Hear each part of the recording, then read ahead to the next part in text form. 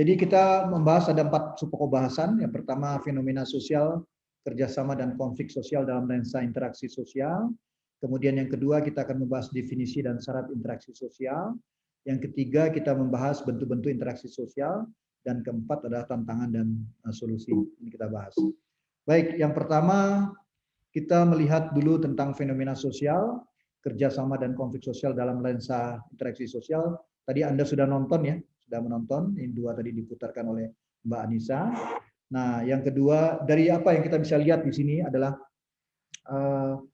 kalau kita lihat pada ciri-ciri adanya interaksi sosial dalam kerjasama, yaitu gerakan masyarakat sipil yang kalau kita lihat dari penjelasan tadi bahwa terdapat hubungan sosial antara individu dengan individu lainnya dalam bentuk kerjasama, ya individu dengan kelompok sosial, kelompok dengan kelompok lainnya, hingga masyarakat internasional melalui organisasi internasional. Ini kalau kita lihat ya.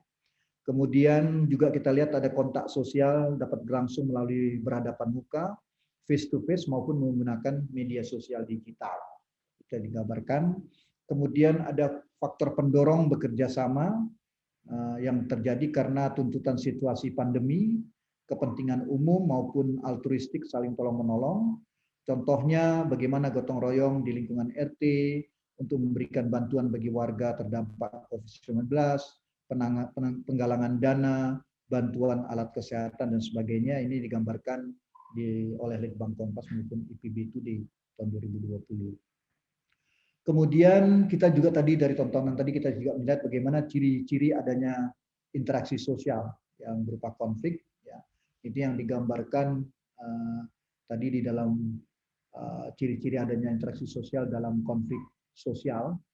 Black Lives Matter in USA. Ya, itu kita melihat bagaimana terjadi proses sosial disosiatif yang menempatkan pihak-pihak atau kelompok yang bertentangan. Jadi ada konflik ras dan etnisitas yang terjadi.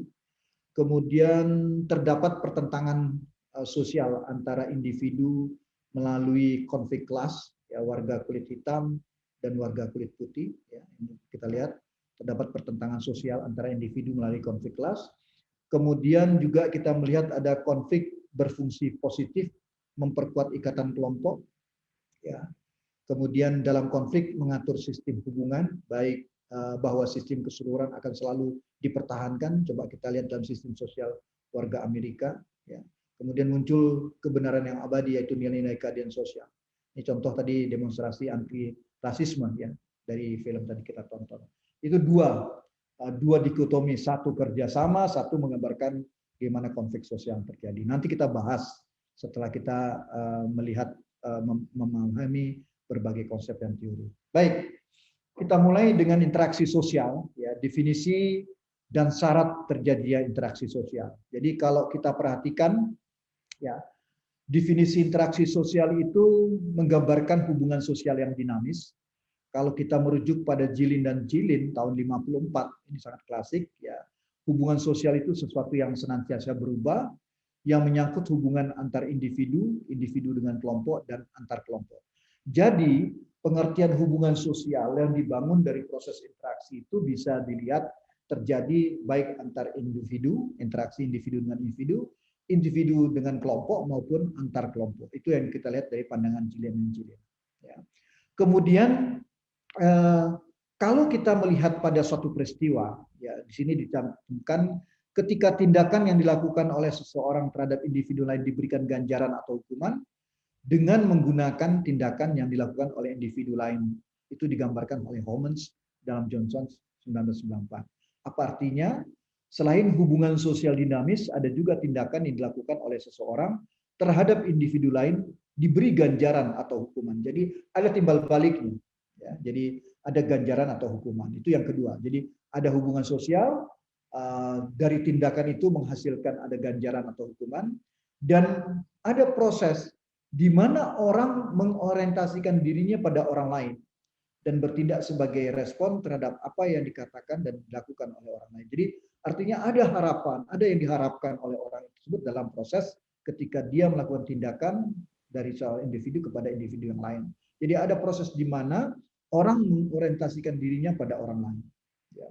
Kemudian yang keempat, dijelaskan juga di dalam interaksi sosial itu ada perilaku dari dua orang atau lebih yang diberikan makna oleh pelakunya ya dalam bingkai budaya yang berlaku. Jadi ada pemaknaan yang disampaikan oleh orang-orang yang membuat tindakan atau perilaku tersebut, dan pemakna itu dibingkai oleh budaya yang berlaku. Ini digambarkan oleh Durkheim dalam Johnson tahun 94. Jadi interaksi itu dibangun karena ada hubungan sosial yang dinamis.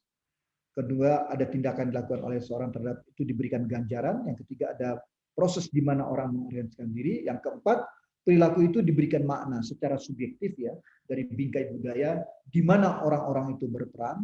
Kemudian yang kelima, ada proses sosial mengenai cara-cara berhubungan yang dapat dilihat jika individu dan kelompok sosial saling bertemu serta menentukan sistem dan hubungan sosial.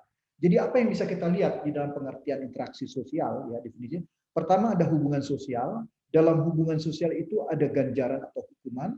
Di dalam ganjaran dan hukuman itu juga digambarkan orang-orang mengorganisasi dirinya terhadap orang lain. Dan yang keempat, dua orang yang berperilaku itu menggambarkan makna, ya, pemberian pemaknaan ya, oleh pelakunya dalam bingkai budaya berdasarkan latar belakang sosial budaya masyarakat masing-masing. Dan yang kelima, dari interaksi sosial itu menghasilkan proses-proses sosial mengenai cara-cara berhubungan.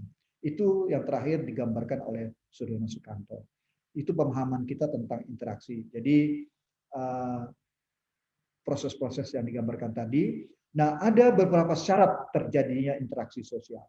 Pertama, adanya ketertarikan interpersonal. Manusia memiliki dan membutuhkan afiliasi. Ya. Kebutuhan. Jadi manusia memiliki kebutuhan afiliasi, jadi perlu berafiliasi.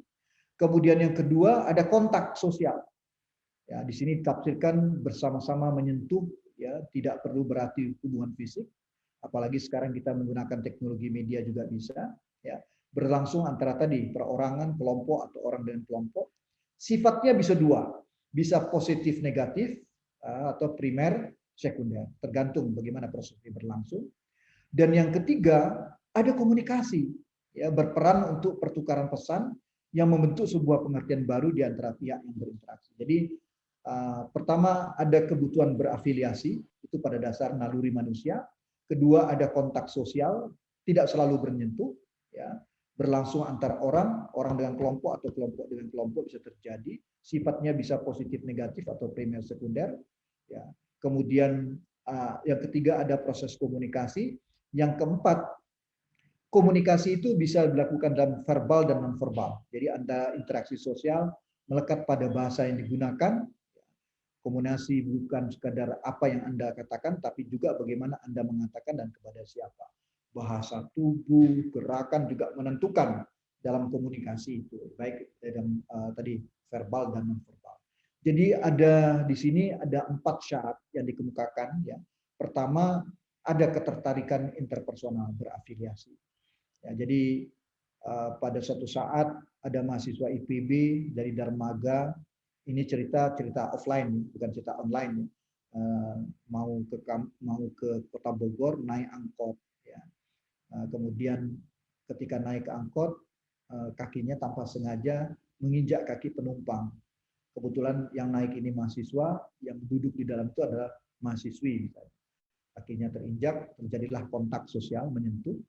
Nah, di sini terjadi suatu proses ya interaksi antara individu dengan individu, terjadi proses komunikasi, ya ada permintaan maaf oleh si yang menginjak kaki, kemudian misalnya dimaafkan, ya kemudian bergeser duduknya, terjadi komunikasi verbal dan formal seterusnya, akhirnya bertukar informasi, bertukar nomor HP, terjadilah proses-proses interaksi, terbangunlah apa yang disebut dengan tadi, kalau kita lihat dalam proses ini, interaksi sosial, ada hubungan sosial, ya, kemudian ada ganjaran, kemudian di sini terjadi juga bagaimana mengintegrasikan dirinya dari permintaan maaf tadi, kemudian perilaku ada diberikan makna dari hubungan tersebut, terjadilah proses-proses sosial.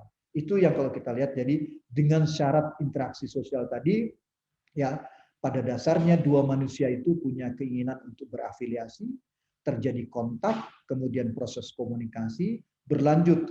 Komunikasi ini bisa verbal dan non-verbal, ada interaksi sosial yang melekat pada bahasa yang digunakan. Komunikasi bukan sekedar apa yang Anda katakan, tapi juga bagaimana Anda mengatakan dan kepada siapa. Dalam komunikasi itu tidak hanya verbal, tapi juga dengan non-verbal, ada bahasa tubuh dan sebagainya. Itu syarat terjadinya interaksi sosial. Ya, kalau kita lihat dalam proses-proses yang digambarkan tadi. Nah, ketika sampai tadi yang kelima tadi, proses sosial mengenai cara-cara berhubungan yang dapat dilihat jika individu dan kelompok sosial saling bertemu serta menentukan sistem dan hubungan sosial. Inilah proses-proses interaksi, mulai terjadi adanya hubungan, adanya ganjaran atau hukuman, kemudian satu pihak mengorientasikan pada pihak lain, kemudian ada pemaknaan dalam hubungan tersebut, terbentuklah satu proses sosial. Ya, terbentuklah satu proses sosial dengan 4 syarat tadi, maka ada bentuk-bentuk interaksi. Ya, jadi bentuk-bentuk interaksi itu sering juga disebut dengan proses-proses sosial.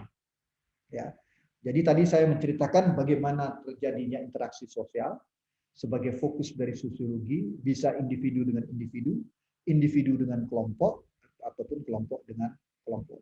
Itu menjadi objek interaksi. Kita lihat. Nah, dari interaksi ini tadi, bagaimana proses terjadinya? Memerlukan 4 syarat. Manusia pada dasarnya perlu berafiliasi. Ya. Kemudian yang kedua, ada kontak sosial.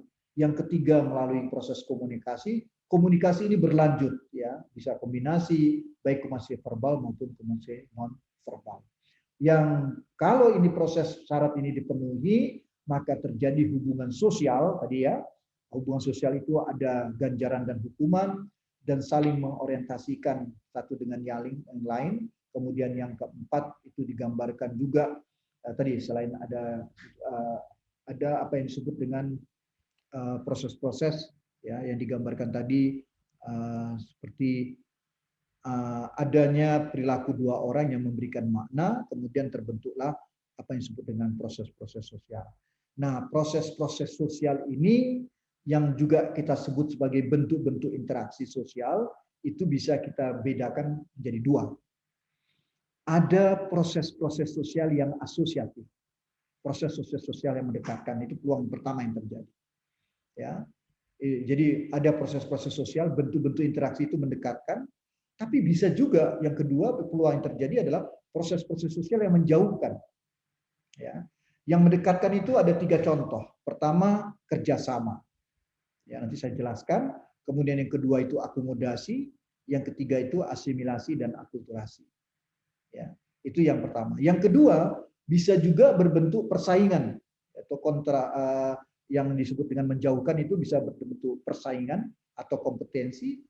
Kemudian yang kedua bisa dengan bentuk kontravensi. Maaf, yang pertama persaingan, yang kedua bisa konflik. Di antara persaingan dan konflik itu ada yang disebut dengan kontravensi, seperti hasut menghasut, ya, bergerak tanpa bola, quote and quote, ya gitu. Jadi ada hasut menghasut ini disebut dengan kontravensi. Nah, mari kita coba kita bahas ya. Pertama kita mulai dengan proses-proses yang asosiatif, yang mendekatkan. Ya. Bekerja sama mendekatkan itu jadi dari proses interaksi yang menciptakan hubungan sosial tadi, ya, sampai terjadinya proses, ada satu bentuk yang disebut dengan kerjasama, yang diartikan bekerja bersama dalam rangka mencapai sesuatu tujuan bersama. Disebut dengan cooperation, co bersama, operate bekerja, jadi bekerja bersama. Wujud primer proses interaksi sosialnya adalah berupa pembagian tugas untuk mencapai tujuan bersama. Jadi ada tujuan-tujuan bersama atau cooperation, dan bekerja sama ini dalam rangka mencapai suatu tujuan bersama itu ada motif-motifnya. Nah, kemarin kita bicara tentang tindakan sosialnya dari Max Weber. Ada tindakan sosial berdasarkan tradisi, kedua afektif, ketiga berorientasi nilai, yang keempat itu berdasarkan instrumental, ya. Nah, kalau di sini ada pendorong kerjasama, bisa karena motivasi pribadi, ya, bisa juga karena kepentingan umum, ya, atau karena sifat-sifat altruistik, ya, ada keinginan membantu dan sebagainya, dan ada tuntutan-tuntutan situasi, itu bisa dilakukan. Jadi misalnya karena motivasi pribadi Anda ingin membangun kerjasama, itu bisa terjadi, atau karena kita bekerja sama kepentingan umum, membangun jembatan, memperbaiki selokan dan sebagainya, bisa terjadi, ya, atau juga dengan sifat-sifat altruistik dan atau tuntutan situasi. Nah, bentuk spesifik kerjasama ini bisa berupa gotong royong, kerja bakti, ya, tolong menolong. Kalau arisan itu kita golongkan pada tolong menolong, atau juga bentuk-bentuk musyawarah. Ini contoh, ya, bentuk-bentuk spesifik kerjasama masyarakat dari proses interaksi, terciptanya hubungan sosial, ya, ada reward and punishment, kemudian bagaimana kita mengorientasikan diri tadi sampai kepada adanya pemaknaan dalam hubungan tersebut, terbentuklah proses sosial. Salah satu bentuk yang proses sosial yang asosiatif adalah kerjasama. Itu digambarkan. Nah, kerjasama ini tadi saya katakan ada yang disebut gotong royong, tolong menolong, dan musyawarah. Ini ada dalam masyarakat kita. Ya, secara struktural dan secara kultural ini muncul dalam masyarakat kita sifat-sifat gotong royong, kerjasama gotong royong, tolong menolong, dan musyawarah.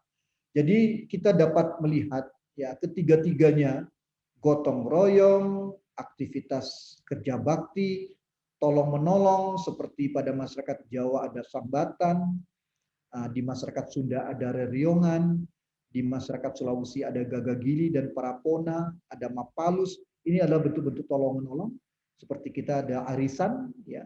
Dan yang ketiga ada aktivitas-aktivitas musyawarah. Gotong royong, tolong menolong, dan musyawarah ini mempunyai persamaan. Ketiga-tiganya itu dijiwai oleh semangat gotong royong. Ya, karena ada jiwa semangat gotong royong, maka kita membangun kerja bakti, menciptakan arisan, membangun musyawarah. Yang membedakan adalah tujuannya. Ya, Anda melakukan gotong royong, kerja bakti, membangun jembatan, 300 orang bekerja sama. Untuk apa? Untuk kepentingan umum. Jangan-jangan yang kerja cuma 15 orang, yang 285-nya saja gosip. Bisa jadi itu. Tapi kalau nasi bungkus 300 datang, semua ikut paket makan. Itulah gotong royong. Kadang-kadang orang asing lihat ini apa ini. Tapi itu gotong royong. Ya. Tujuannya beda dengan tolong menolong. Kalau gotong royong tujuannya untuk kepentingan umum, maka tolong menolong itu adalah untuk kepentingan perorangan. Ya, beda lagi dengan musyawarah. Tujuannya adalah untuk kompromi atau mufakat. Jadi tujuannya membedakan, ada untuk kepentingan umum, kepentingan perorangan, kompromi atau mufakat. Jadi tolong menolong seperti arisan, kita kumpul uang sama-sama, yang dapatkan untuk kepentingan perorangan, kan, bukan untuk kepentingan bersama. Beda dengan kerja bakti, itu untuk kepentingan umum. Itu bentuk pertama dari kerjasama, ya, yang kita sebut sebagai tadi kerjasama atau cooperation. Satu bentuk pertama dari yang asosiatif. Ya. Kemudian konsep yang kedua adalah akomodasi. Ya. Akomodasi ini adalah proses interaksi sosial berupa penyesuaian sosial baik yang dilakukan oleh individu maupun kelompok untuk meredam suatu pertentangan sosial yang ada. Ya. Jadi dia membuat akomodasi pertentangan sosial ada ini dilakukan oleh suatu masyarakat, ini dikategorikan sebagai proses interaksi sosial yang asosiatif, ya. Nah, akomodasi ini kalau saya contohkan misalnya begini. Jadi ini sifatnya cenderung relatif sementara, ya, sampai kepada yang tetap. Kalau kita lihat dikatakan sebagai penyelesaian sosial baik yang dilakukan individu maupun kelompok untuk meredam suatu pertentangan sosial yang ada. Misalnya ada cinta segitiga. Si D, wanita cantik, diperebutkan oleh si A, si B, dan si C. Ya, A, B, dan C ini kan berarti ada pertentangan di antara mereka untuk memperebutkan si D. Si A dan si B sadar benar bahwa yang potensial mendapatkan si D ini si C. Maka dalam proses pertentangan itu A dan B bekerja sama. Ya, bekerja sama untuk menjatuhkan si C. Menjelek-jelekan si C di depan mata si D, sehingga ketika si D jatuh, si C jatuh, persaingan tinggal di antara mereka berdua, antara si A dan si B. Proses bekerja sama antara si A dan si B untuk menjatuhkan si C dalam memperebutkan si D itu kita sebut sebagai proses akomodasi. Ya. Dalam proses people power di Filipina, ketika Corazon Aquino, Cardinal Sin dengan seorang menteri pertahanan ingin menjatuhkan Ferdinand Marcos, itu mereka melakukan proses-proses akomodasi, ya, bekerja sama di antara bertiga untuk menjatuhkan Ferdinand Marcos. Setelah Ferdinand Marcos jatuh, mereka bersaing kembali untuk memperebutkan menjadi kepala negara Filipina. Yang menang ketika itu adalah Corazon Aquino. Suaminya dibunuh oleh Ferdinand Marcos, ya, dalam catatan sejarah Filipina seperti itu digambarkan. Itu juga bentuk akomodasi. Nah, beberapa bentuk akomodasi, ya, nanti Anda bisa baca di dalam buku Sosiologi Suatu Pengantar. Ada kompromi, ya, ada arbitrase, ada mediasi, ada konsiliasi, dan alat toleransi. Ini adalah bentuk-bentuk akomodasi yang berawal karena ada pertentangan atau konflik, ya, yang kemudian coba dimediasi melalui proses-proses kompromi, arbitrase, mediasi sendiri, konsiliasi, sampai toleransi. Nah, saya minta Anda membaca nanti bahan-bahan ini di dalam Sosiologi Suatu Pengantar untuk memahami apa yang maksud dengan kompromi, arbitrase, mediasi, konsiliasi, dan toleransi. Ya, minggu depan kalau ada kesempatan, saya minta Anda bisa mempresentasikan apa bedanya kompromi dengan arbitrase, mediasi, konsiliasi, dan toleransi. Itu adalah bentuk-bentuk akomodasi. Jadi ada pertentangan, jadi ada kesepakatan bersama untuk menyesuaikan, disebut dengan penyesuaian sosial, baik dilakukan oleh individu atau kelompok untuk meredam suatu pertentangan. Setelah itu muncul lagi pertentangan-pertentangan baru. Itu disebut dengan akomodasi. Yang ketiga itu disebut dengan apa yang disebut dengan Yang ketiga disebut dengan asimilasi. Ya. Jadi ada proses sosial yang ditandai dengan usaha mengurangi perbedaan antara perorangan atau kelompok, yang juga ditandai dengan usaha meningkatkan kesatuan tindak dan sikap dengan memperhatikan kepentingan dan tujuan bersama. Nah, sebenarnya begini, menjelaskan konsep asimilasi ini sebagai satu bentuk yang mendekatkan di dalam proses sosial itu tidak lepas dengan menjelaskan akulturasi, asimilasi, dan integrasi. Ya, jadi ada akulturasi, asimilasi, dan integrasi. Kalau akulturasi, misalnya saya contohkan begini, coba rekan-rekan bisa perhatikan ya, dalam asimilasi ini ada proses akulturasi. Saya contohkan begini, ada masyarakat Bali, ya, kemudian ada masyarakat di Belitung. Ya. Mungkin di kelas ini ada yang dari Pulau Belitung. Siapa ada yang dari Pulau Belitung? Ada nggak? Nggak ada ya. Jadi saya menjelaskan ada masyarakat Bali dan Belitung. Nah, masyarakat Bali sudah terkenal ini sebagai daerah wisata. Mereka punya seni, punya kerajinan berbasis pertanian dan sebagainya. Belitung mau dijadikan daerah wisata juga. Dalam proses itu mereka mengatakan bahwa orang Belitung bilang baiknya kita berinteraksi, berelasi dengan masyarakat Bali. Bagaimana caranya? Kata masyarakat Belitung pada pemerintah diminta, bisa nggak ada transmigran dari Bali dipindahkan ke Belitung, satu desa ya. Dipindahkanlah. Kebijakan pemerintah Belitung itu meminta masyarakat Bali pindah ke Belitung. Dipindahkan satu desa, Bedol Deso namanya itu ya, dari Bali ke Belitung. Nama desanya di Belitung itu menjadi Desa Balitung, ya, Desa Balitung. Nah, dipindahkan. Tujuannya apa? Tujuannya masyarakat Belitung ingin belajar kepada masyarakat Bali yang dipindahkan ini bagaimana mengembangkan usaha-usaha pariwisata, kerajinan tangan, ya, hampir semua aspek lah. Tapi apa yang terjadi? Ya, ternyata dalam proses-proses ini terjadi ketika pindah, orang Bali itu suka menanam vanili. Tahu vanili? Ya, vanili. Orang Belitung suka nanam lada, sahang. Ini dua tanaman varietasnya beda, mungkin ordonya sama. Dua-duanya kalau ditanam memerlukan tegakan untuk tanamannya itu. Tapi orang Bali menanam vanili tidak pernah merusak hutan. Tegakan itu dia ambil dengan cara-cara tertentu orang Bali, bagaimana dia tidak merusak hutan, menanam vanili tapi tidak merusak hutan. Sedangkan orang di Belitung kalau menanam sahang selalu mengambil kayu dari hutan untuk dipasangkan tegakan sehingga hutan terganggu. Nah, ketika orang Belitung pindah ke Bali, di desa Balitung, orang Belitung belajar, oh gitu ya, cara nanam vanili yang dilakukan orang Bali menggunakan tegakan tanpa merusak hutan. Ya, orang Belitung belajar. Ya, belajar, ada cara-cara bercocok tanam vanili, tidak ada bedanya dengan menanam sahang atau lada menggunakan tegakan juga. Oke? Tapi pada saat yang sama, orang Bali datang ke Belitung, dia juga belajar dengan di sana itu ada kelembagaan dukun namanya. Jadi ada kepala desa di sana itu, selain dia jadi kepala desa, dia juga seperti paranormal. Punya kemampuan-kemampuan paranormal untuk mengendalikan sumber daya alamnya di Belitung. Maka itu kalau kita lihat Belitung itu origin forestnya masih bagus ya dibandingkan Bangka, walaupun dua-duanya daerah timah. Ya.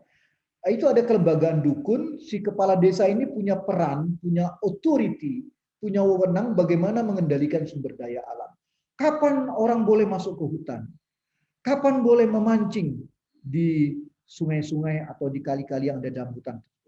Kapan boleh bercamping di situ? Kapan boleh menebang hutan? Itu diatur. Dan ini pun dipelajari oleh orang Bali dari kelembagaan dukun tadi.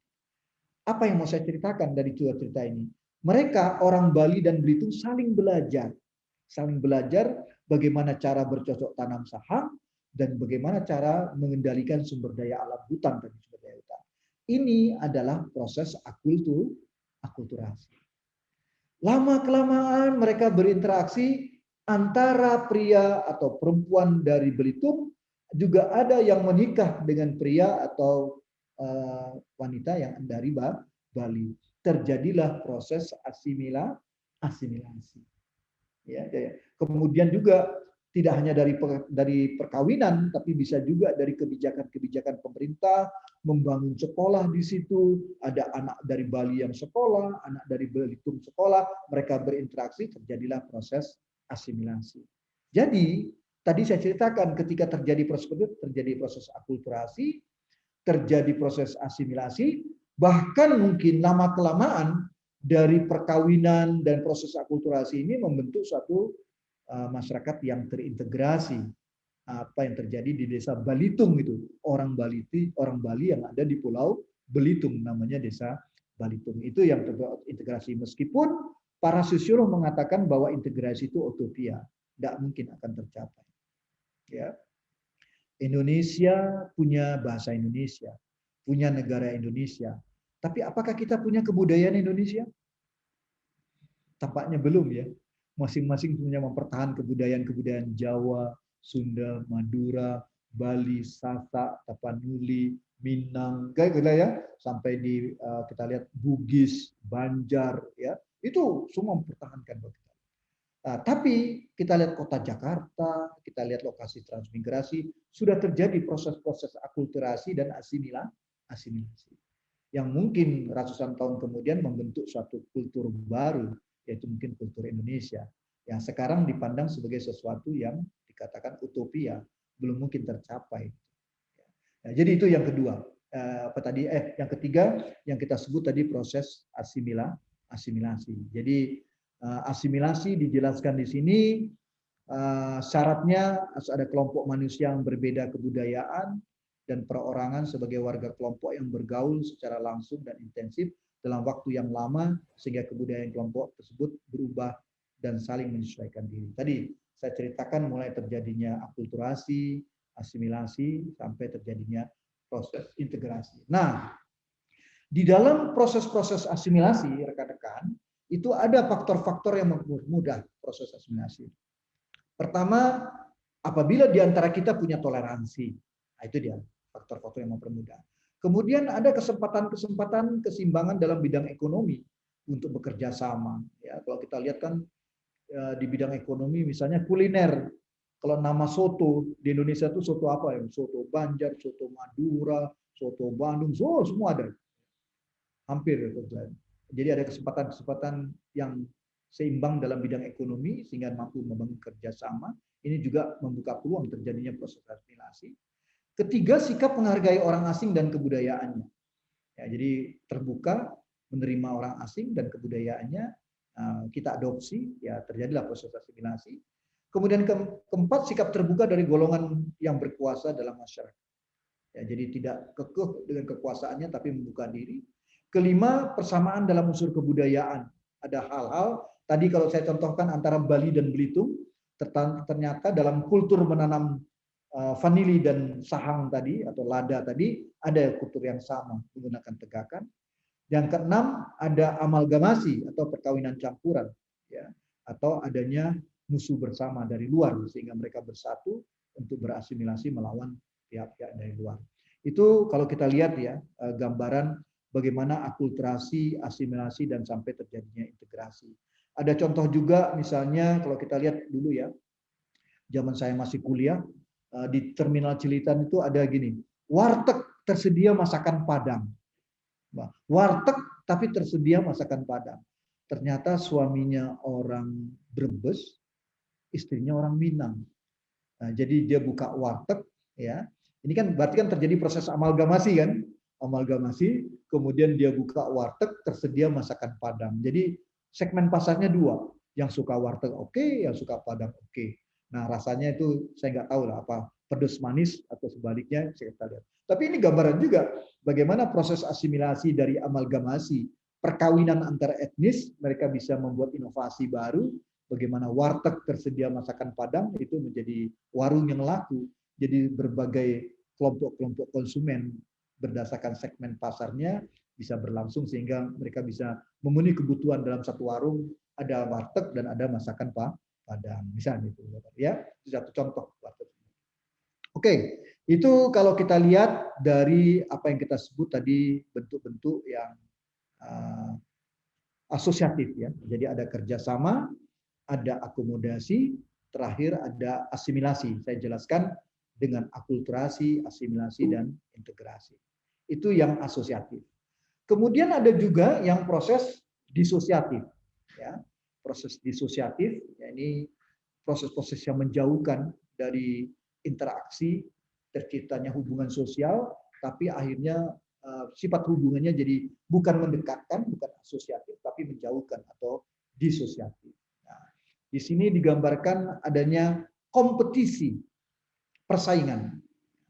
Jadi persaingan adalah proses sosial antara dua orang atau lebih untuk memiliki, menggunakan aset baik secara material atau bukan material. Ya, ini bentuk-bentuk persaingan, tidak ada unsur ancaman atau kekerasan, tidak ada intrik atau saling curiga. Yang pendek kata kita katakan ini sangat fair, persaingan yang fair.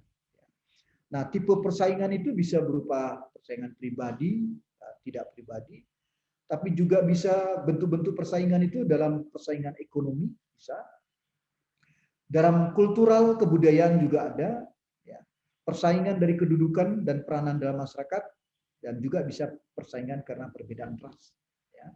Nah, di sini dijelaskan bahwa persaingan itu bisa menimbulkan fungsi-fungsi.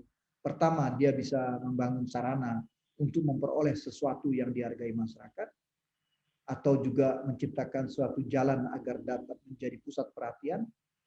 Persaingan juga bisa menjadi alat seleksi, seperti Anda masuk ke IPB ini kan juga melalui persaingan kan, dengan alat seleksi dari beragam bentuk-bentuk seleksi, dan persaingan juga bisa menggambarkan sebagai alat penyaringan. Jadi kompetisi, ya ini satu bentuk persaingan, yaitu proses sosial antara dua orang atau lebih untuk memiliki aset material atau bukan material. Nah, ini bisa kita terjemahkan dalam bidang ekonomi, kebudayaan, kedudukan dalam peranan dalam masyarakat, dan karena perbedaan-perbedaan ras. Jadi persaingan bisa juga berbentuk pribadi, tapi juga bisa yang persaingan secara kolektif, ya tidak pribadi itu bisa kita lakukan. Nah ini gambarnya kan lomba karung, ini kan persaingan, perlombaan gitu kita lihat. Jadi ini salah satu bentuk dari bagaimana persaingan. Nah sekarang persaingan-persaingan dengan menggunakan teknologi media juga semakin berkembang. Kita lihat. Kemudian yang kedua saya mau lagi ke konflik dulu, bukan ke kontravensi. Jadi ada persaingan. Kemudian yang ketiga bisa karena konflik. Ya. Jadi proses sosial di mana perorangan atau kelompok berusaha memenuhi tujuannya dengan jalan menantang pihak lain atau lawan dengan ancaman dan atau kekerasan. Nah ini pengertian konflik ini jadi spektrumnya lebar ya. Jadi ada bilang konflik itu mulai dari potensi konflik sampai pertikaian dari potensi konflik. Tapi ada juga yang mengartikan konflik itu kalau sudah ada pertikaian. Tapi di sini diartikan konflik adalah proses sosial di mana perorangan atau kelompok berusaha memenuhi tujuannya dengan jalan menantang pihak lain, menantang pihak lain. Nah, penantang-menantangan itu kan ada dengan ancaman atau juga dengan tidak. Tapi di sini dijelaskan dengan ancaman dan atau kekerasan. Itu sebagai konflik. Jadi sebenarnya ada yang mengatakan juga mulai dari kompetisi, kontravensi sampai konflik itu sebut konflik. Ya, mulai dari potensi sampai pertikaian. Nah, konflik di sini lebih pada pertikaian. Apa sumber konflik? Bisa karena property rights atas tanah, penguasaan tanah atau sumber-sumber ekonomi. Ini dalam perebutan sumber daya ini bisa terjadi konflik. Jadi kalau kita lihat rekan-rekan tahu ya kalau pernah membaca mungkin bagaimana konflik yang terjadi di Ambon, di Papua, di Poso, di Kalimantan Tengah, di Sambas Kalimantan Barat itu misalnya mohon maaf nih saya bukan membuka luka lama tapi kita harus paham juga banyak konflik-konflik yang terjadi di kita itu seakan-akan dilihat sebagai konflik antar agama padahal sebenarnya ada konflik-konflik perebutan sumber daya. Misalnya kita lihat antara masyarakat Madura dengan masyarakat Dayak di Kalimantan. Masyarakat Madura banyak yang menjadi perantau, mobilitasnya tinggi, merantau ke Kalimantan. Ya, orang di Madura dulu sudah mengenal hak-hak private, pemilikan tanah secara pribadi. Ketika dia merantau ke masyarakat di Kalimantan, bertemulah dengan masyarakat Dayak. Masyarakat Dayak ketika itu umumnya belum mengenal hak private. Yang mereka kenal adalah hak komunal, hak kolektif. Jadi kalau kita tanya sama orang Dayak, Pak, mana Bapak tanah Bapak itu, Pak? Dari gunung itu sampai pohon durian. Oh, luas sekali. Tapi itu bukan tanah pribadi sebenarnya, tapi tanah ulayat, tanah adatnya, ya tanah kelompoknya, tanah komunalnya. Nah, orang Madura pindah ke Kalimantan, bermobilitas, bermigrasi. Ada kelebihan orang masyarakat Madura kita ini, pintar bercocok tanam, pintar berternak, tapi di kampungnya dia tidak punya sumber daya. Maka itu dia pindah ke Kalimantan, pindah ke Sulawesi, ada yang sampai ke Papua juga kita lihat ya. Nah, pindah ke Kalimantan sampai di sana bertemu dengan orang Dayak. Orang Dayak bilang, "Wah, saudaraku, gunakanlah tanah ini untuk bercocok tanam karena dia bisa menjual sayur-sayuran akhirnya, bisa menjual daging, ternak, dia gunakan tanah itu. Setahun, 2 tahun, 5 tahun, 10 tahun, ada yang nakal. Tanah itu disertifikasi. Ya, disertifikasi, ini juga oknum tertentu menyebabkan tanah tadi yang quote in quote dipinjamkan oleh masyarakat Dayak itu disertifikat menjadi hak pribadi. Nah, masyarakat Dayak lama-lama kan juga sekolah, pinter, dia tahu kan, wah ini membunuh dari belakang, terjadilah konflik. Tapi enggak, Madura yang datang Muslim, Dayak di Kalimantan ada yang animisme, ada yang Nasrani, berkonflik lah. Dipelintir nih konflik oleh Prof, bukan yang pakai F tapi yang pakai V, provokator. Nah, terjadilah konflik antara masyarakat Dayak dan Madura, dipelintir seperti konflik antar agama. Itu terjadi. Begitu juga kita lihat di Kalimantan Tengah, di Poso. Kalau di Papua bukan Madura tapi BBM, Bugis Buton Makassar. Kalau di Papua itu kalau demo spanduknya usir itu BBM. Saya pikir bahan bakar minyak, rupanya Bugis Buton Makassar. Inilah kelompok-kelompok masyarakat yang menguasai perdagangan yang ada di Papua, baik di perkotaan sampai ke pedesaan. Ya, saya pernah ke Asmat, ke pedalaman, di dalamnya juga ada orang Bugis bercocok tanam, berjualan, punya warung dan sebagainya. Ada di sana.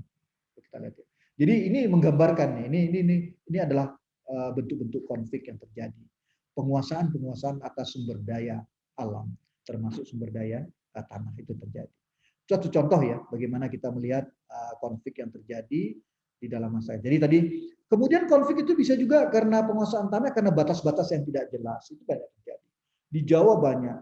Ada terasiring, paling atas dikuasai si A, di bawah si B, di bawahnya lagi si C. Yang di bawah nanam padi, yang di atas nanam jengkol atau nanam pete. Ya, rajin yang bawah dibersihkan tanahnya, akhirnya karena tanah yang dibersihkan bukan hanya yang datar, tetapi yang juga yang vertikal, tanah yang bawah si A semakin luas. Si B tanahnya diambil si A karena dibersihkan, dikoret-koret. Si B juga mengkoret tanah di atasnya si C. Tapi tanah si C yang di atas yang berkurang. Ini bisa terjadi konflik. Ya, itu pemilikan lahan. Belum tadi penguasaan, ya batas-batas. Bisa juga konflik karena kedudukan atau gengsi politik dan lain-lain. Ya, kedudukan sosial, gengsi sosial, politik dan lain-lain. Tapi juga bisa terjadi karena proses perjodohan dan perkawinan. Ya, dalam masyarakat kita, dalam masyarakat tradisi, tidak usah jauh-jauh. Orang Jawa dengan orang Sunda kalau mau nikah saja rame. Ya, maka itu ada proses akomodasinya, ngunduh mantu namanya. Ya, nikahnya di perempuan nanti dilakukan lagi di tempat laki-laki. Itu proses akomodasi. Ya, karena ada konflik-konflik yang terjadi. Nah, ini bentuk-bentuk konflik ya yang terjadi ya kalau kita lihat di dalam konflik itu ada itu konflik ya. Sebelum kita lanjutkan tentang konflik, di antara persaingan dan konflik itu ada namanya kontravensi. Bentuk antara persaingan dan konflik.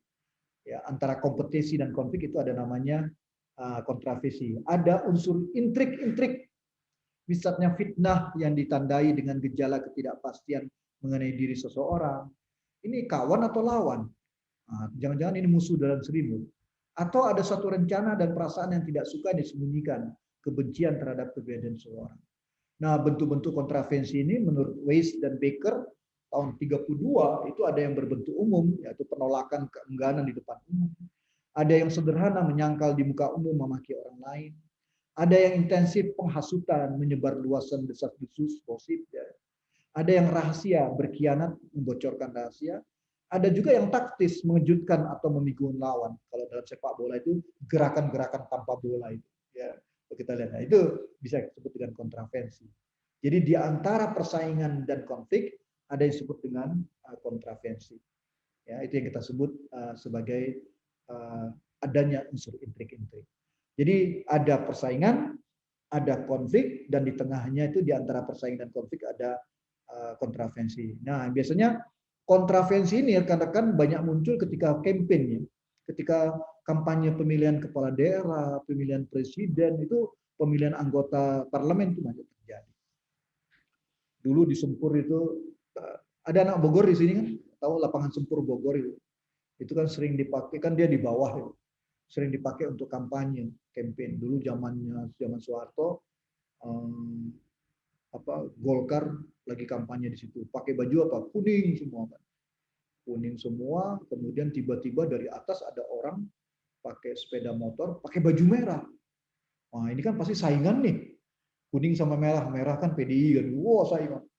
Biasalah orang Indonesia kan kalau udah rame-rame kan tambah berani kan. Dicegat itu orang yang pakai motor itu, digebukin.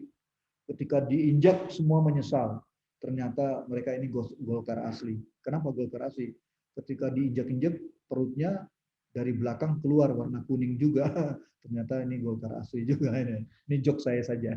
Ya, jadi jangan tapi ingin mengingatkan itulah bentuk-bentuk ya. Kalau kita lihat dalam kontravensi itu terjadi hasut-menghasut seperti itu. Ya. Oke, itu gambaran proses-proses sosial yang disosiatif. Ada yang mendekatkan dan ada yang menjauhkan. Nah, untuk yang konflik tadi, ya kalau kita lihat konflik ini dijelaskan juga ada yang melihat konflik itu sesuatu yang function, berfungsi. Lewis Kosser itu menggambarkan ada fungsi konflik sosial. Jadi dia membuat teori namanya functional conflict. Lewis A. Coser itu dalam Margaret and Poloma itu menjelaskan bahwa konflik itu memperkuat ikatan kelompok. Jadi group binding function of conflict.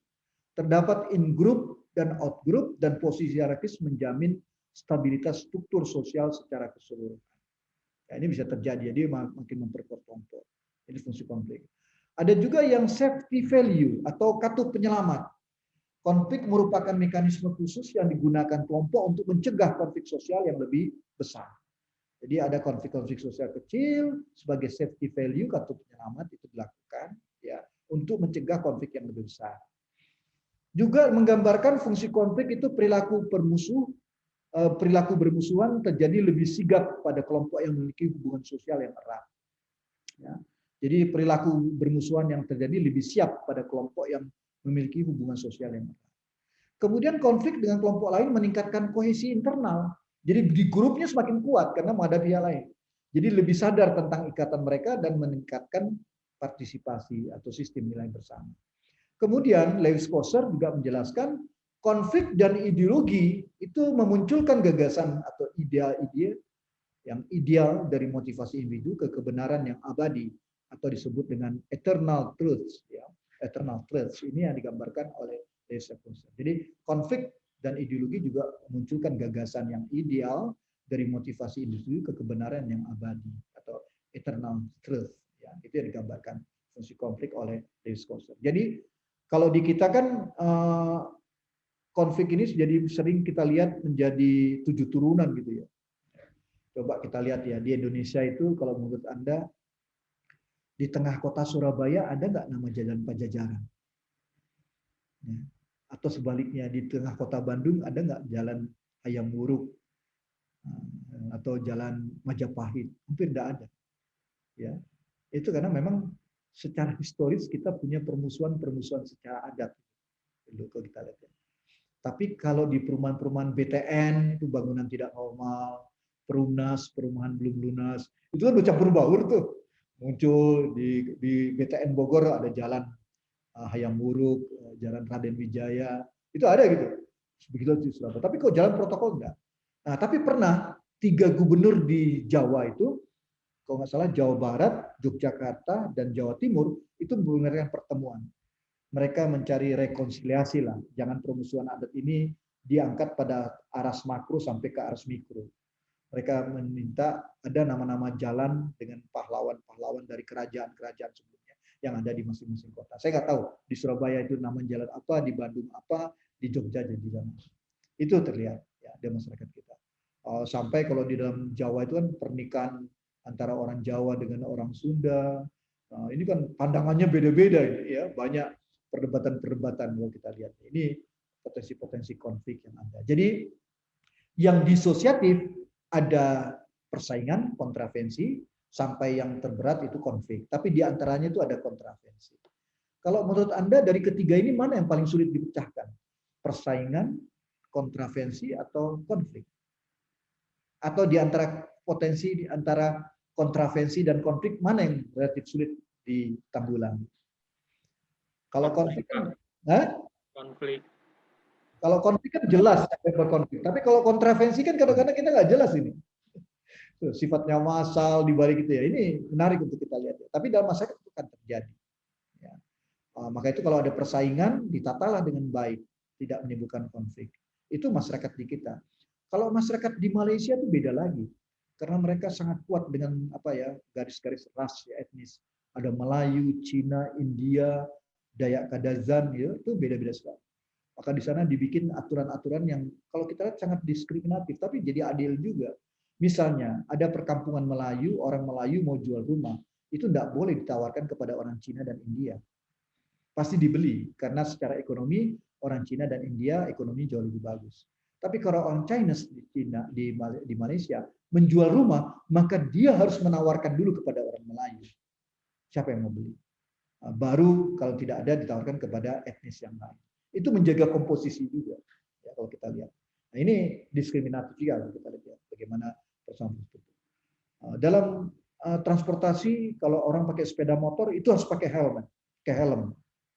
Tapi di Malaysia Ada orang tidak boleh tidak pakai helm itu pada hari Jumat. Bagi muslim yang mau sholat Jumat, boleh tidak pakai helm karena pakai kopiah. Atau ada yang seumur hidup di Malaysia itu tidak pernah pakai helm, yaitu orang Sikh yang pakai sorban itu, yang berdagang itu, dia nggak pernah pakai helm itu. Ya, dia beri aturan-aturan itu. Ya kelihatannya diskriminatif tampaknya, tapi relatif adil kalau kita lihat. Itu contoh-contoh. Demikian juga kalau kita lihat di pemukiman transmigrasi. Ada orang Jawa, orang Sunda, orang Madura, orang Bali, orang Sasak, bahkan sekarang banyak orang Tapanuli juga yang sudah merantau ke Jawa, tinggal di Bekasi, di Tangerang atau Bogor, kemudian ditransmigrankan. Pulangnya kemana? Perbatasan Riau, Sumatera Utara, dekat kampungnya juga bisa terjadi. Tapi apa yang bisa kita lihat bisa di lokasi transmigrasi, itu beragam etnis, bercampur baur dengan masyarakat lokal juga. Bisa Anda bayangkan apa yang terjadi. Ya. Misalnya terjadi konflik antara orang Bali, orang Bali dengan orang Bali. Yang satu datang dari daerah Singaraja. Di Singaraja dia selalu mengatakan di mana ada laut di situ utara, itu Singaraja. Tapi ada juga orang Bali yang datang dari daerah selatan, daerah dekat Kute. Di mana ada laut itu pasti selatan. Ya, kalau Singaraja itu utara. Sama-sama ditransmigrasikan ke Sulawesi Tengah di daerah Bungku. Nah, kemudian mereka mau menetapkan pura atau tempat bersembahyang mereka kemana arahnya. Dia bilang ke arah laut. Ya. Oh enggak, itu utara, kata yang orang dari Singaraja. Yang dari dekat Kuta dia bilang enggak, itu selatan. Sampai terjadi pembunuhan. Ya. Terjadi konflik, berbunuh-bunuhan. Padahal dua-duanya juga salah. Bahwa laut di bungkusan itu sebelah timur. Nah, kenapa? Ini karena ketidakmampuan, ketidaktahuan, tidak pendidikan, tidak tahu peta kan. Tahunya karena kebiasaan di mana ada laut itu utara, yang di sini di mana ada laut itu selatan. Itu bisa terjadi. Ya bisa Anda bayangkan potensi. Jadi satu etnis, satu agama, satu nilai, tapi berbeda pengetahuan pun bisa terjadi konflik. Apalagi berbeda agama, etnis, ya, kemudian tidak ada yang mengelola dengan baik. Disinilah peran pemerintah untuk melakukan tata kelola yang baik dalam melihat keragaman etnis kita. Ya, Jakarta sebagai contoh, ya. Tapi kita dengan pilpres ini kan bermasalah juga ya, dengan cebong dan apa? Cebong dan apa tuh lupa saya. Cebong dan kampret, ya. Pak. Nah, itu turun sampai sekarang terjadi juga kalau kita lihat. Oke, ini bentuk-bentuk konflik yang terjadi. Nah, resumenya jadi di dalam tipe interaksi sosial itu dimulai dengan adanya pertukaran exchange. Ya. Jadi ada tipe interaksi yang tampak dari transaksi perdagangan atau transaksi bisnis. Kemudian ada social conflict. Ya. Kemudian ada kompetisi, tapi juga ada kerjasama sampai yang terakhir ada proses akomodasi. Ini resume kita ya, tipe-tipe interaksi sosial. Jadi ada pertukaran, bisa terjadi social konflik, tapi bisa juga jadi persaingan yang tadi kita kategorikan sebagai yang disosiatif, tapi ada juga membangun kerjasama sampai kepada proses akomodasi. Ini yang kita sebut dengan tipe interaksi sosial. Oke. Baik. Nah, ini gambaran bagaimana kita melihat juga ya di dalam proses tadi. Kalau kita lihat sekarang dengan teknologi digital yang berkembang, muncul jejaring sosial virtual berupa Facebook, Twitter, Instagram, IG, dan konektivitas sosial lainnya. Dan dari situ kita dapat memahami dan mengidentifikasi alat-alat komunikasi yang efektif dan efisien yang akhirnya dapat melemahnya kontak sosial langsung. Semua terbangun dengan pola relasi yang bersifat sekunder. Nah, akibatnya interaksi sosial dalam keluarga, di sekolah, kantor, lingkungan cenderung lebih egois dan individual, sehingga ikatan emosional itu semakin menurun di antara kita dan potensi konflik juga semakin tinggi, apalagi dengan penggunaan teknologi media ya, sosial media sekarang kalau kita bayangkan. Nah, termasuk kita lah ini di zaman pandemi COVID-19 kita akhirnya membangun alat komunikasi yang efektif dan efisien seperti perkuliahan ini dengan Zoom ini. Tapi kita kan tidak pernah berinteraksi secara face to face ya. Kita bisa berinteraksi dengan cara-cara seperti ini dan ini juga memperlemah ikatan-ikatan emosional yang dikatakan di dalam keluarga, sekolah, kantor, kampus itu cenderung emosional menurun dan cenderung lingkungan cenderung lebih egois dan individual. Ini realitas yang kita lihat. Ya, nah, mudah-mudahan kita dalam perkuliahan ini karena tetap melakukan tugas-tugas secara berkelompok, interaksi dilakukan, paling tidak ikatan emosional yang semakin menurun, cenderung individual itu bisa kita kurangi lah dengan kerjasama seperti yang dilakukan dalam perkuliahan. Itu satu contoh ya, bagaimana kita melihat yang ikatan-ikatan tadi, yang asosiatif dan yang disosiatif, khususnya dengan penggunaan media sekarang kita melihat bahwa banyak perubahan-perubahan terjadi seperti itu. Oke, rekan-rekan, yang keempat, mari kita lihat bagaimana tantangan dan solusi. Ya, nah, bagaimana tantangan dan solusinya? Tantangan ke depan, apa yang kita lihat misalnya, seringkali ya di sini kami jelaskan, interaksi sosial itu berlangsung tidak sesuai harapan. Apa artinya? Suatu keadaan di mana secara ideal dapat tercipta sebuah kerjasama, ternyata yang terjadi justru sebaliknya. Yang terjadi adalah konflik. Ya. Seringkali kalau kita lihat penjelasannya tentang latar belakang konflik dan kerjasama itu terletak pada identitas sosial. Nah ini tolong dicatat nih. Social identity orang-orang yang berinteraksi. Jadi bisa dilihat karena tadi seksnya, jenis kelamin yang datang secara alamiah pada seseorang, ya. Kemudian tingkat pendidikan yang sangat menentukan tingkat kompetensi seseorang, atau ras atau etnisitas yang tidak diubah ya keberadaannya pada diri seseorang. Bisa juga agama atau religi, jenis kepercayaan yang dianut oleh seseorang. Yang kelima, tingkat pendapatan, gaji atau penerimaan bulanan yang menentukan status sosial ekonomi seseorang dari sisi kesejahteraannya. Nah, seks, ya, tingkat pendidikan, ras dan etnisitas, agama dan religi, tingkat pendapatan ini seringkali menjadi penjelasan tentang latar belakang mengapa konflik atau kerjasama yang terletak pada identitas sosial itu terjadi. Jadi seks, tingkat pendidikan, ras atau etnisitas, agama atau religi, dan tingkat pendapatan. Kalau saya bertanya pada rekan-rekan sekarang ini, kalau kita lihat kasus di Amerika, Donald Trump, dari hal-hal tadi seks sampai pada pendapatan tadi, mana yang ditonjolkan oleh Donald Trump dalam aktivitas pemilihan presiden yang kalah dia dari Joe Biden? Kalau menurut Anda dari mana itu? Ya, Dio bisa jawab, Dio Hilmi Fauzan. Kalau kita lihat di Amerika itu di mana yang dilakukan? Apakah seks, tindak apa? Kalau kita lihat ya tadi digambarkan oleh apakah seks, tingkat pendidikan, ras atau etnisitas, agama atau religi, atau tingkat pendapatan, seperti yang dilakukan oleh Donald Trump ketika dia kalah dari Joe Biden, itu apa yang dilakukan? Dari 5 hal ini mana yang menonjol di Amerika?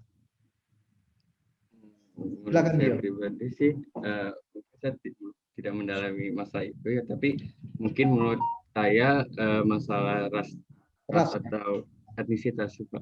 Ya, saya juga setuju. Kita lihat ras atau etnisitas antara black matter dan kulit putih ya. Ras dan ini yang dianggap ini berbahaya sekali.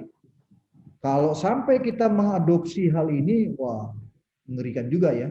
Karena kita juga berdasarkan etnis juga sangat beragam ya. Tapi kita juga sebenarnya kagum juga ya. Founding fathers kita dulu itu ya. Bagaimana dengan perbedaan ras yang beragam di kita itu ya. Kemudian agama yang berbeda, kok bisa jadi Nusantara Indonesia ini.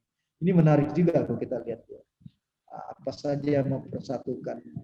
Mungkin dalam hal-hal tertentu VOC menjajah kita. Sehingga ada satu lawan bersama gitu kan yang dibangun. Kalau enggak mungkin juga kalau kita lihat. Jadi proses pembelajaran kebersamaan dalam menghadapi kolonial itu juga membantu membangun persatuan. Mulai dari 1908, Budi Utomo, 20 tahun kemudian dengan Sumpah Pemuda, Merdeka, sampai sekarang. Tapi kita terakhir ini ngeri-ngeri juga ya, melihat bagaimana perkembangan di Eropa, di Amerika, ya berbasis ras dan etnisitas itu, kalau kita adopsi, wah berbahaya. Oleh karena itu, penting menjadi membangun proses-proses komunikasi di antara kita ini menjadi sangat penting. Ya. Walaupun kita berbeda-beda tetap satu. Bhinneka Tunggal Ika, kan itu kan? Yang digambarkan. Ini satu hal juga ya kita melihat tantangan-tantangan. Yang lain punya komentar? Silakan. Ada komentar, pertanyaan? Boleh Bapak? Izin Apa bertanya. ini? Audrey? Audrey? Iya Pak. Oke, silakan Audrey dulu. Izin bertanya Bapak. Ya. Perkenalkan nama saya Audrey. Jadi masalah perang sampit Pak antara Madura dan Kalimantan. Ya. Anda di mana posisi Audrey ini? Audrey di mana? Saya lagi di Jember Pak, Di Jember. Oke. Jawa Timur. Ya, ya. Oke. Nah, perang sampit itu kan udah lama ya Pak. Tetapi itu masih kayak ada bekas-bekasnya sampai sekarang ya Iya, Pak. ya. Nah, saya masih mendengar desas-desus konflik seperti itu. Jadi kayak, oh ini Madura nih Kalimantan. Nah, seperti itu sampai sekarang masih pembunuhan masih ada Pak antara ras itu. Perbedaan itu. Nah, menurut sosiologi atau menurut Bapak itu seperti apa untuk menghilangkan atau meminimalisir permasalahan yang di masa lalu itu Bapak. Sedangkan kita kan Indonesia tetap harus bersatu kan Bapak gitu. Terima kasih. Makasih Audrey. Ya benar. Ada konflik-konflik seperti di Kalimantan Tengah tadi ya, saya Audrey katakan seperti di Sampit ya, kemudian di Sambas, kemudian di Poso juga kita lihat gitu ya, antara Madura dengan masyarakat Dayak. Itu sampai sekarang trauma-traumanya itu masih ada. Misalnya para pendatang dari Madura itu juga berhati-hati ya. Tapi kita juga melihat realitas bahwa saudara-saudara kita dari Madura itu sudah berkembang juga di sana kalau kita lihat. Mempunyai bisnis, usaha dan sebagainya. Tapi di lain sisi masyarakat Dayak juga memang itu tempat kelahiran mereka. Nah, seperti yang tadi Audrey katakan itu trauma-trauma itu masih berlangsung sampai sekarang akibat konflik itu. Nah, tentu ini kan menjadi tantangan kita ya untuk solusinya bagaimana. Yang pertama adalah kalau menurut saya kata kunci pertama adalah pemerintah harus tegas. Ya, hak-hak penguasaan yang dimiliki oleh masyarakat Dayak dan Madura harus dipegang tegas. Ya, itu harus tidak boleh main-main di sini. Itu harus dilakukan. Jadi aparatur negara harus tegas, tidak boleh bermain-main dalam persoalan seperti ini. Itu yang pertama. Yang kedua, tentu harus membangun komunikasi. Komunikasi di dalam masyarakat masing-masing Madura maupun masyarakat Dayak dan antara Madura dan masyarakat Dayak. Nah, persoalannya ada perbedaan secara struktural dan kultural kalau kita mau cekar masalah. Kalau masyarakat Dayak saya perlihat itu mereka punya pemimpin. Pemimpin yang mampu menyatukan mereka itu ada satu orang. Tapi kalau masyarakat Madura ini relatif sulit saya lihat. Karena datang dengan berkelompok-kelompok, ragam pemimpinnya juga ada. Sehingga untuk mempersatukannya tidak mudah. Sehingga banyak proses-proses yang terjadi di lapangan ketika terjadi proses-proses rekonsiliasi, bentuk-bentuk perdamaian itu dapat dilakukan, tapi kadang-kadang di sisi masyarakat Madura itu tidak selesai. Karena banyak pemimpin-pemimpinnya yang tidak punya pandangan yang sama juga. Ya, karena mereka datang dengan bergelombang, mempunyai hak-hak atas aset yang berbeda-beda, pemilikan berbeda, sehingga suasananya berbeda. Nah, dalam hal-hal tertentu seperti di Kalimantan Barat, saya mengerikan juga. Trauma-trauma sekarang itu malah masyarakat-masyarakat Dayak, orang Jawa, orang Cina, masyarakat yang lain, di sana itu malah bersatu, berhadapan dengan Madura. Ini yang ngeri kita. Nah, ini yang harus dibangun komunikasi. Dan sekarang juga banyak masyarakat Madura itu kan yang ditempatkan di pengungsian-pengungsian. Nah, sekarang mulai dikembalikan, bagaimana hak-hak atas aset yang dia miliki juga sudah berpuluh-puluh tahun, mungkin dengan benar, itu bisa dipandang juga menjadi salah. Karena dilihatnya bukan dari sisi legality, tapi dari sisi emosi itu yang terjadi. Jadi proses komunikasi ini menjadi penting dibangun. Nah, inilah peran pemerintah, tokoh masyarakat, dan menurut saya yang ketiga, empati atau posliro dari para pemimpin masyarakat Dayak dan masyarakat Madura ini perlu dibangun. Ya.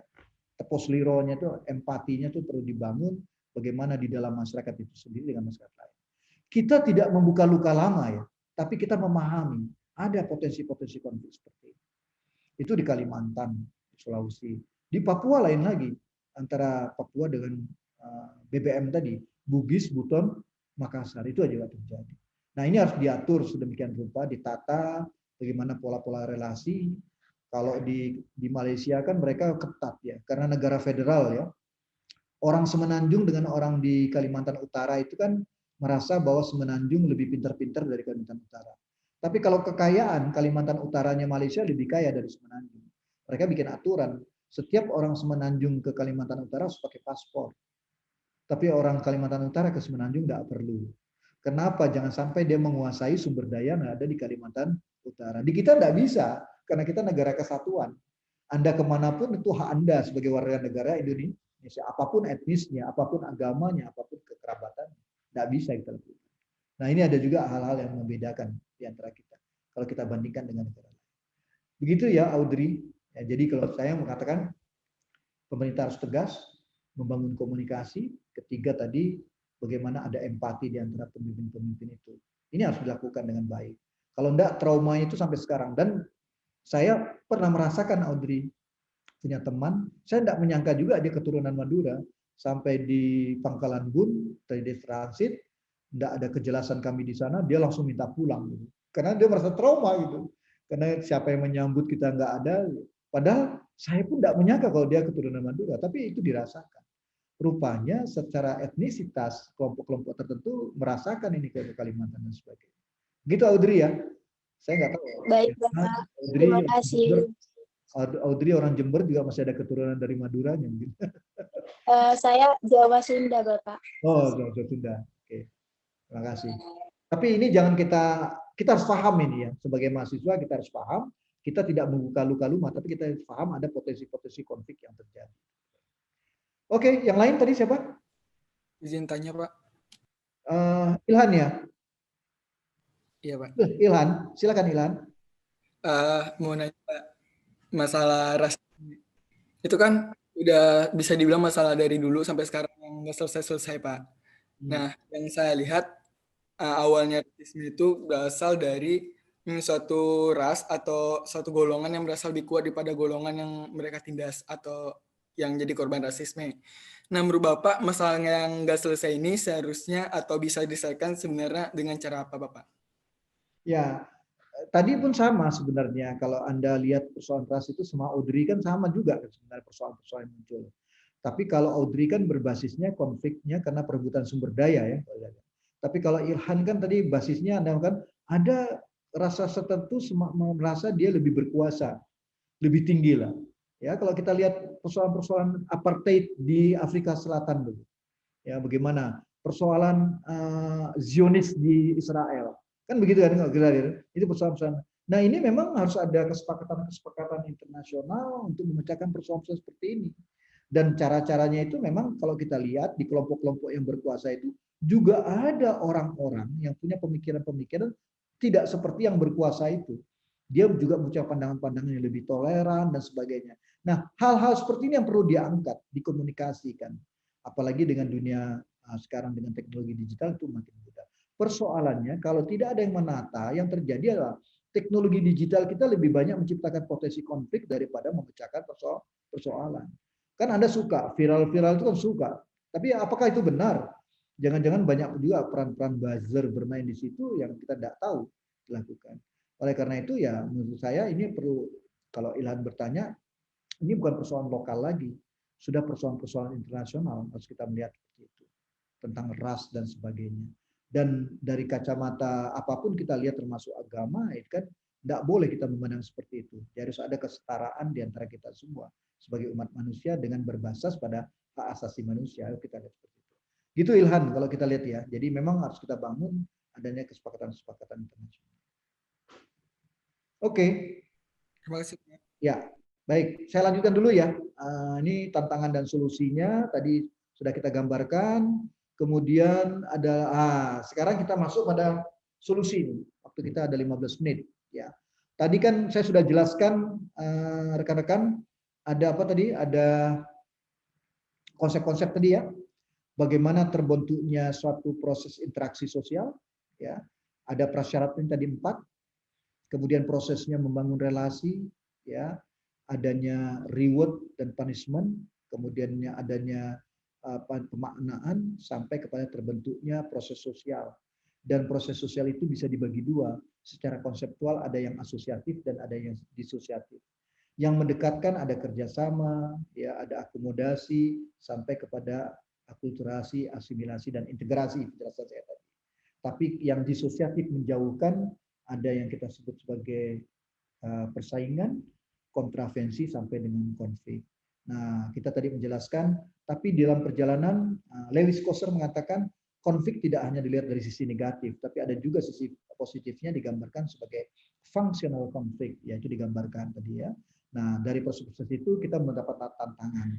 Tadi Anda sudah menonton video, ada cerita kerjasama dalam COVID, kemudian ada juga cerita tentang potensi tentang konflik ya karena rasialis, karena persoalan-persoalan rasial yang terjadi di berbagai negara seperti di Amerika tadi. Nah, kemudian mari kita diskusikan dalam waktu singkat ini, adakah pemahaman-pemahaman yang bisa Anda kemukakan? Kalau tidak ada yang mau berkomentar diskusinya, kita lihat ini ya. Konteks konflik rasial dan etnis, manusia harusnya setara, tapi kenapa ada rasisme? Ya, ini narasi dan nyusun. Pertanyaannya, bagaimana mengelola perbedaan identitas sosial, ras, etnis, agama yang sekatnya tegas di antara individu-individu agar kemudian tercipta sebuah kerjasama sosial yang positif. Jelaskan pendapat Anda. Kemudian yang kedua, bentuk akomodasi apa yang harus dibangun oleh sebuah negara dengan ciri identitas sosial yang sangat beragam agar terjadi persaingan sosial yang positif demi kemajuan bangsa dan negara. Jelaskan pendapat Anda. Nah, ini ada dua diskusi dari dua film tadi ya. Ini ada pertanyaan-pertanyaan itu. Silakan kalau Anda mau komentar. Selama ini kan kita melihat rujukan demokrasi, bagaimana diversity is sustainability. Keanekaragaman itu adalah keberlanjutan, itu seperti Amerika. Tapi kemarin ketika pemilihan Presiden Donald Trump hancur lebur ini. Semua jadi bahan ejekan kalau kita lihat Amerika itu menjadi bahan ejekan. Nah, tadi kita tonton film, ada kerjasama, ada konflik. Bagaimana pendapat Anda? Siapa yang mau komentar dari film tadi sampai cerita-cerita? Kalau enggak ada, saya mau nunjuk nih. Coba Rizky Yudo Purwantoro. Rizky. Gimana Rizky? Anda punya komentar dari dua film tadi dengan pertanyaan tadi? Saya paparkan ya pertanyaannya. Iya, Pak. Saya paparkan ya pertanyaannya ya supaya Anda. Ya, silakan Rizky. Sebenarnya saya lebih berkomentar tentang yang itu loh Pak, tentang rasis. Rasis ya. Oke, ini masalah. Pertama, rasis itu masih banyak terjadi, nggak hanya di luar negeri Pak, bahkan di negeri sendiri pun banyak. Karena kita bisa melihat sendiri bagaimana saudara-saudara di Papua itu dibedakan antara dengan yang di Jawa atau yang di Sumatera atau yang di lainnya. Menurut saya itu suatu hal tindakan yang kurang tepat gitu Pak. Bagaimana kurang tepat? Karena semua manusia itu memiliki tahta yang sama dalam kehidupan. Kalau misalnya kita dibeda-bedakan secara ras, itu menurut saya kurang etis sih Pak. Bagaimana kurang etis? Kan kita sama-sama manusia gitu Pak, sama-sama ingin membangun negeri. Kalau misalnya secara individu aja kita dibeda-bedakan secara ras, bagaimana negara ini akan maju gitu. Dan hal tersebut selalu terjadi dan menimbulkan konflik yang berkelanjutan Pak. Seperti itu. Kalau ditanya Rizky punya gagasan ya, bagaimana sih cara kita memecahkan persoalan-persoalan seperti itu? Ya, lihat terciptanya kerjasama sosial yang positif. Itu gimana pandangan Rizky? Anda melihat, oke, saya sepakat dengan pandangan secara etis itu. Nah, tapi gimana memecahkan masalah? Maaf Pak, terputus-putus Pak suaranya. Kan gini, saya sepakat dengan pandangan Rizky ya bahwa ini permasalahan rasisnya ini jangan lihat ke luar negeri lah. Di kita juga masih ada ini. Contohnya tadi Anda gambarkan dengan masyarakat Papua. Dilihat dari berbagai perspektif ini udah nggak benar. Nah, pertanyaannya ketika kita belajar sosiologi ini kita ingin mencari solusi juga. Menurut Rizky ini bagaimana? Silakan. Menurut saya solusi yang tepat itu adalah menyamaratakan semuanya dan melakukan akulturasi budaya Pak. Karena menurut saya akulturasi budaya merupakan salah satu poin penting gitu untuk membangun kerjasama. Karena masyarakat Indonesia ini masih berpacu pada poin penting budayanya, Pak. Mereka terus kukuh pengen budayanya itu budaya yang pengen selalu selalu ada gitu, pengen selalu terpandang. Namun pada dasarnya kita lihat secara sosial budaya itu bisa dikembangkan menjadi akulturasi. Bagaimana kita tuh bekerja sama gitu, Pak. Kita mulai dari budaya dulu, kita akulturasi budayanya. Lama-lama orang tuh akan menyatu budaya satu dengan yang lainnya. Dengan budaya ini mereka tuh bisa, Pak, ingin mengembangkan suatu hal yang lebih baru, yang kayak tadi seperti yang masyarakat Bali dengan di Belitung kan mereka akulturasi dulu tuh, Pak. Menurut saya akulturasi itu adalah hal yang paling penting untuk membangun suatu keharmonisan hubungan yang berkelanjutan, Pak. Kalau Rizky punya nggak pandangan-pandangan ya, gagasan-gagasan? Saya sepakat juga kalau Anda katakan bahwa akulturasi itu memang yang penting. Jadi bagaimana akulturasi budaya di antara kita ini harus punya pemahaman yang penting gitu ya. Nah kalau menurut Rizky, langkahnya itu gimana ya kita melakukan itu? Kalau tadi kan saya cerita tentang orang Bali ditransmigrasikan ke Belitung gitu kan, terjadilah proses akulturasi. Tapi kan nggak mungkin semuanya kita lakukan seperti itu. Anda punya nggak gagasan? Apalagi dikaitkan sekarang dengan pemanfaatan media sosial ya. Ya, jangan digunakan untuk hanya berita-berita yang tidak benar, viral yang aneh-aneh gitu ya. Tapi bisa nggak kita memanfaatkan itu dalam konteks akulturasi tadi? Gimana Rizky? Punya nggak pandangan? Sejauh ini belum sih Pak. Tapi kalau untuk menurut saya pemanfaatan teknologi juga menjadi salah satu hal yang paling penting untuk kemajuan gitu Pak. Jadi menurut saya memanfaatkan teknologi adalah salah satu hal yang paling penting gitu Pak. Oke. Siapa lagi mau yang komentar? Silakan. Pak, boleh Mas izin berterlambat, Pak. Ilhan tadi ya? Ya, Pak. Siapa? Saya ingin menambahkan, Pak. Oke, silakan. Menurut pendapat saya yang dari Rizky Yudo tadi, bagaimana supaya tadi itu tidak terjadi lagi perbedaan atau rasisme ya Pak. Menurut saya itu lebih ke penyempatan atau pemberian kesempatan yang sama Pak. Karena saya lihat kan pusat-pusat seperti pusat ekonomi atau pusat pemerintah Indonesia tuh ke daerah lebih barat, daerah baratnya Indonesia. Nah, dan penduduk Indonesia pun daerah barat bisa dibilang lebih banyak daripada penduduk Indonesia daerah timur. Atau merata itu tidak sama rata. Nah, jadi kesannya orang barat itu memiliki akses yang lebih cepat, yang lebih dekat atau kesempatan lebih besar dibandingkan orang timur untuk berkuasa atau memiliki, bisa dibilang berkuasa atau mendapatkan hal lebih daripada orang timur karena aksesnya itu jauh. Terus juga saya dari acara-acara televisi, acara berita dan acara-acara televisi atau baik itu film atau apapun, itu lebih menggambarkan bahwa orang Indonesia Barat itu lebih hebat atau lebih daripada orang daerah timur. Nah, jadi menurut saya itu lebih ke pendidikan atau penanaman mindset dulu bahwa kita Indonesia ini sama, orang Barat, orang Timur itu sebenarnya sama, tidak ada bedanya. Tidak ada yang kuat, tidak ada yang lebih. Dan juga lebih ke ya selain penyamaan mindset, juga kita memberikan dorongan kepada orang Timur untuk sama-sama bergerak gitu, bukan hanya orang Barat. Karena saya pernah juga lihat di video kan, ada video waktu itu saya lihat di YouTube bahwa kalau di film-film itu pasti kan kalau orang Batak ini ngomongnya suka kasar atau keras. Kalau orang Padang itu di dalam film itu orangnya kesannya pelit. Terus orang-orang Jawa itu biasa jadi pembantu atau apa gitu Pak. Nah jadi itu secara tidak langsung tertanam di masyarakat yang menonton bahwa oh orang ini seperti ini, orang ini seperti ini, yang pantas jadi ini berarti orang ini dong, yang pantas jadi ini orang ini dong gitu Pak. Jadi lebih ke pendidikan atau penanaman mindset sih Pak untuk menghilangkan stigma-stigma bahwa ini rendah, ini superior, ini hebat, ini nggak hebat, ini pantas, ini nggak pantas gitu. Seperti itu Pak. Oke. Jadi kalau Ilhan mengajukan gagasan, dia melihat bahwa persoalan-persoalan ini muncul karena tidak ada pemerataan ya, antara Barat dengan Timur satu ya. Kemudian yang kedua, bagaimana dengan media sosial juga memunculkan stereotip. Orang Minang itu seperti ini, orang Batak itu seperti ini.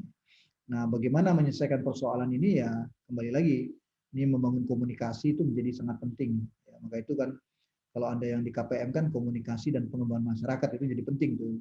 Kan. Ini proses-proses yang harus dibangun.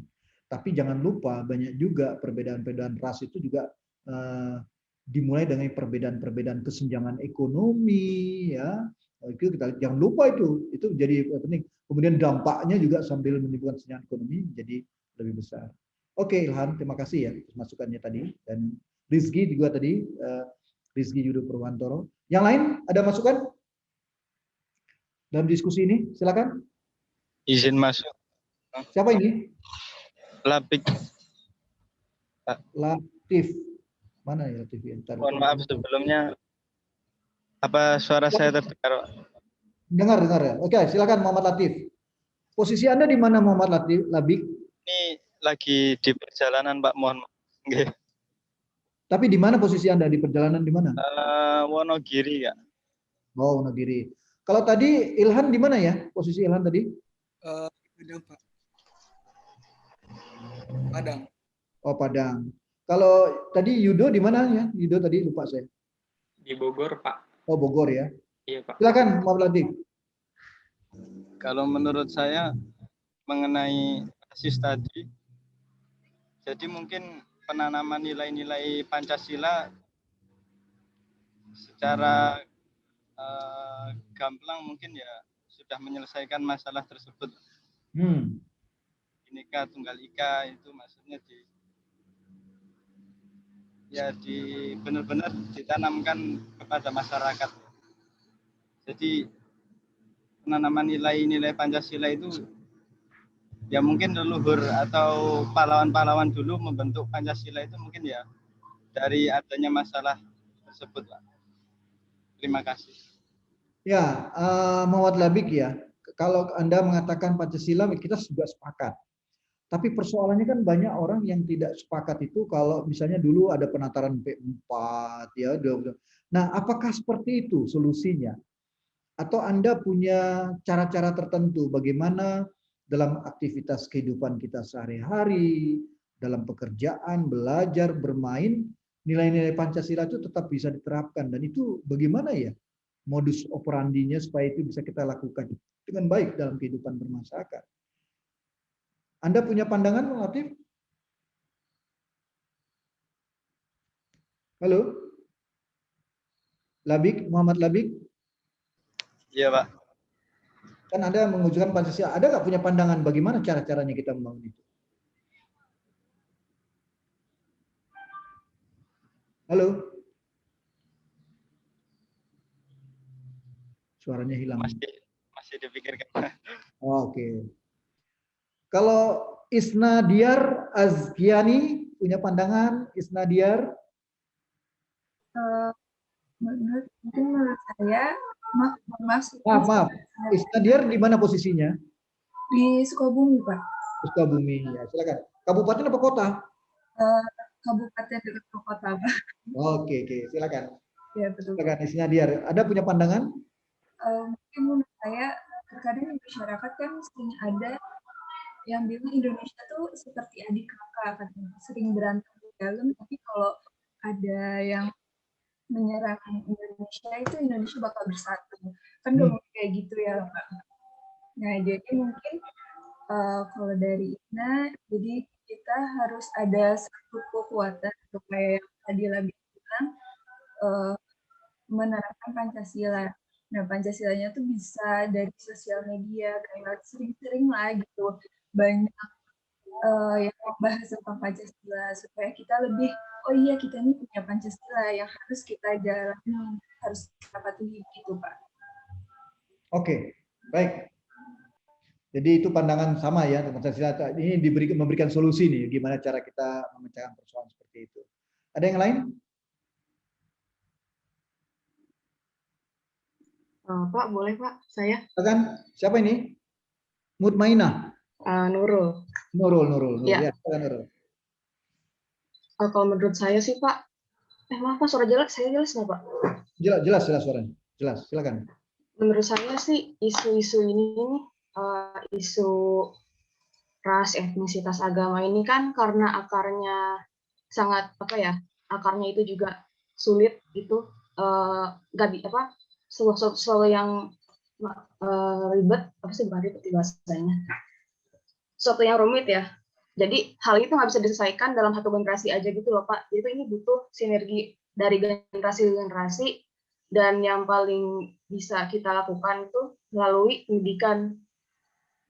Oh, pendidikan ya? Saya setuju sama Ilhan tadi.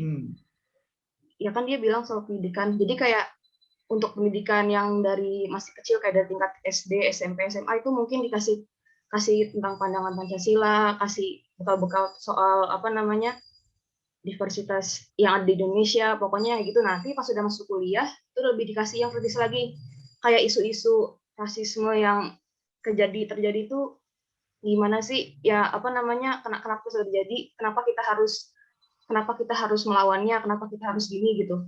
Terus juga kan udah banyak sebenarnya ya literatur yang ngebahas soal isu-isu kayak gini. Saya sih jujur kalau isu-isu rasisme gitu di buku-buku Indonesia saya kurang update ya Pak. Cuman kalau di bahasa Inggris di Inggris sendiri itu ada contohnya kayak buku judulnya The Invisible Man. Dia membahas soal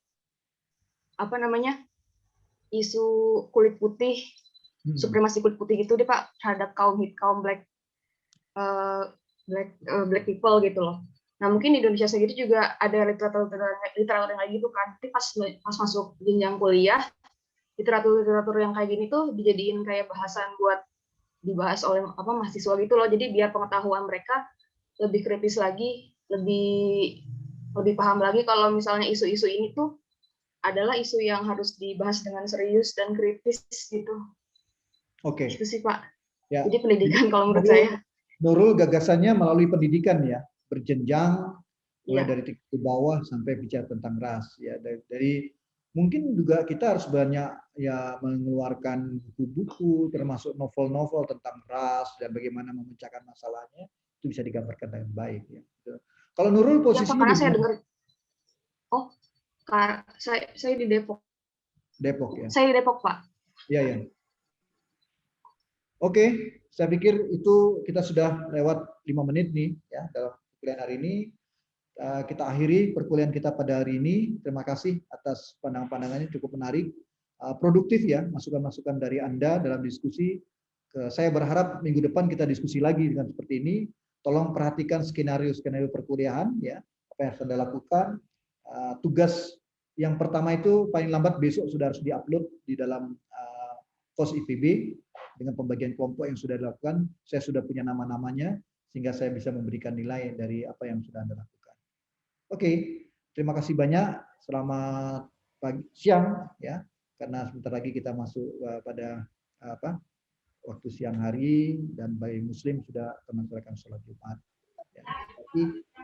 Assalamualaikum warahmatullahi wabarakatuh.